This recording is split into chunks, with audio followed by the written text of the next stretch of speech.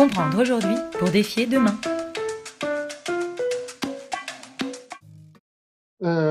Aujourd'hui, on est là pour parler du livre de Yannick Metzer. Yannick Metzer, magistrat, détaché au Conseil de l'Europe et conseiller en transformation numérique et en intelligence artificielle.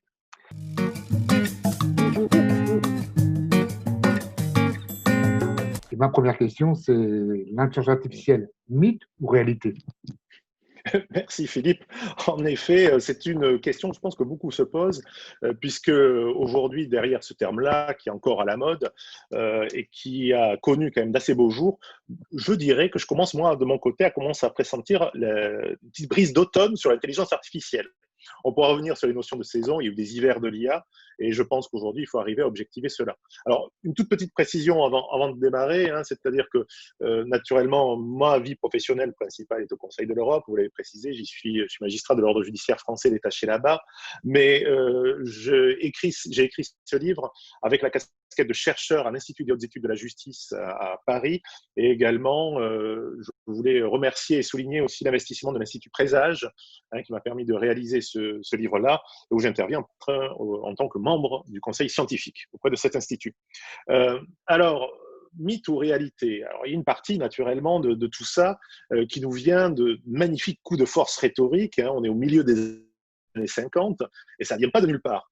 Quand on revient sur cette idée d'intelligence artificielle, on est en 56, la conférence très connue de Dartmouth avec Marvin Minsky et John McCarthy, et conférence au sein de laquelle, je pense que c'est important de le souligner, tout ça est un peu aride au départ. Hein, c'est-à-dire quand on parle on ne parle pas encore tout à fait d'informatique, mais quand on parle de logique, de calcul, d'essayer de reproduire le fonctionnement du raisonnement humain, il fallait un bel emballage marketing autour de ça. Et il ne faut pas oublier que Marvin Minsky et John McCarthy avaient besoin de financement. C'est le Rockefeller Institute, essentiellement d'ailleurs, qui a porté leur projet de recherche.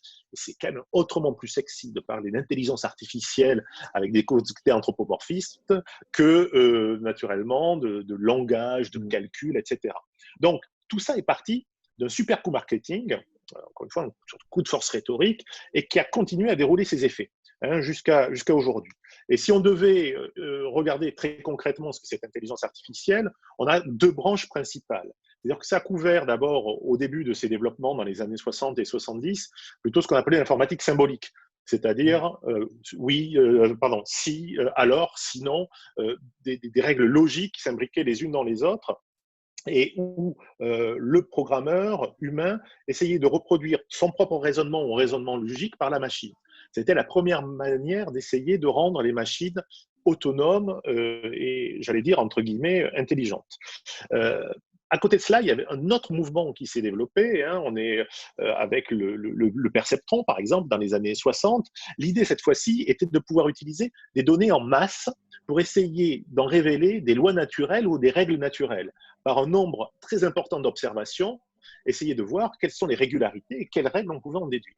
Et cette seconde approche a eu beaucoup de mal à prendre. D'ailleurs, Marvin Minsky lui-même, à la fin des années 69, avait signé un article assassin sur le perceptron qui en avait arrêté absolument toute velléité et qui a justifié les développements ensuite de ce qu'on appelait des systèmes experts, c'est-à-dire des systèmes essentiellement basés sur des règles logiques et qui sont développés jusqu'à la fin des années 80. Et tout ça, à la fin des années 80, naturellement, c'est un tout petit peu tari, parce qu'on s'est rendu compte que les systèmes experts, notamment, étaient très chers à développer, très chers à maintenir. Certains étaient déjà des boîtes noires au-dessus de 200 à 300 règles qui étaient imbriquées les unes dans les autres. Et on pouvait arriver parfois même avec de la bureautique très simple, au même résultat pour beaucoup moins cher.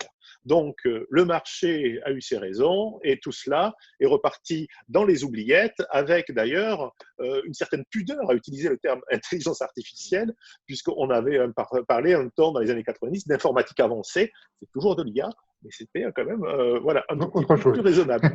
Voilà. Il y a une sorte de magie, mais on va y revenir, c'est pas naturellement de la magie. Trois mousquetaires, trois chercheurs de très haut niveau, Yann LeCun, Yoshua Bengio, Geoffrey Hinton, qui, dans les années 2000-2010, arrivent enfin à faire vivre cette ambition connexionniste d'essayer de révéler des règles avec des grandes masses de données. Ce qui leur a permis de faire ça, c'est la puissance de l'informatique, hein, notamment des microprocesseurs dans les cartes graphiques. La deuxième chose, une quantité massive de données disponibles sur Internet. Et ils ont pu mettre à jour, révéler cette ambition de pouvoir, encore une fois, retrouver des règles à partir de grandes données. Et ça, c'est de la reconnaissance faciale, c'est ce qui a pardon, de la reconnaissance d'image. On va parler de la reconnaissance faciale peut-être plus tard, mais de la reconnaissance d'image, de la reconnaissance de voix, qui ont été, qui ont eu des succès extraordinaires par rapport aux anciens systèmes. Et 2016, une explosion à ce moment-là, avec un succès incroyable, le succès du jeu de AlphaGo face à un humain. La première fois, un système informatique arrive à emporter une série de parties, 4 parties sur 5, face à l'Isidol à ce moment-là. Et qu'est-ce qu'il y a à en déduire autour de ça? J'évoque tout cela parce qu'il y a une histoire, il y a une narration. Tout ça a battu une légende où l'intelligence artificielle serait totalement supérieur à l'homme et on se retrouverait ainsi, excusez-moi de l'anglicisme, challengé par ces puces de silicone. Attention, et c'est là où, dans mon livre, en tout cas, j'ai essayé dans une première partie, un tout petit peu technique, de démystifier ça. Il y a une distinction fondamentale à réaliser, selon moi, entre des environnements fermés, là où se joue le jeu de Go. Hein, le jeu de Go, des pierres noires, des pierres blanches, le Goban, c'est 19 lignes sur 19. Il n'y a pas de grande surprise là-dedans. La machine arrive plutôt bien, même s'il y a des possibilités exponentielles de jeu, à s'en sortir et à manipuler des choses qui sont relativement fiables. En revanche, quand vous êtes dans des environnements ouverts, et là, les environnements ouverts, j'entends des données manipulées qui sont plus qualitatives, avec des règles qui sont beaucoup moins certaines, et avec des données surtout qui peuvent être interprétées, qui sont subjectives. Eh bien là, c'est beaucoup plus difficile d'avoir des résultats robustes. Alors, petite parenthèse, un livre formidable que je recommande, c'est celui de Pablo Jensen, « Pourquoi la société ne se laisse pas mettre en équation », qui est un physicien qui est arrivé aussi aux sciences sociales et qui explique très bien qu'une donnée n'en vaut pas une autre. Et naturellement, la généralisation, c'est-à-dire avec de grands succès de ces systèmes d'apprentissage automatique, hein, pour employer le terme de machine learning, hein, donc cette informatique connexionniste, des grands succès dans les environnements fermés, on ne peut pas nécessairement en déduire des réussites dans des milieux ouverts. Et les quelques exemples que je prends, hein, je prends la santé, je prends le domaine de l'éducation, le domaine de la justice qui m'est cher, puisque je suis professionnel dans le domaine, et je pense pouvoir percevoir en effet les quelques tensions.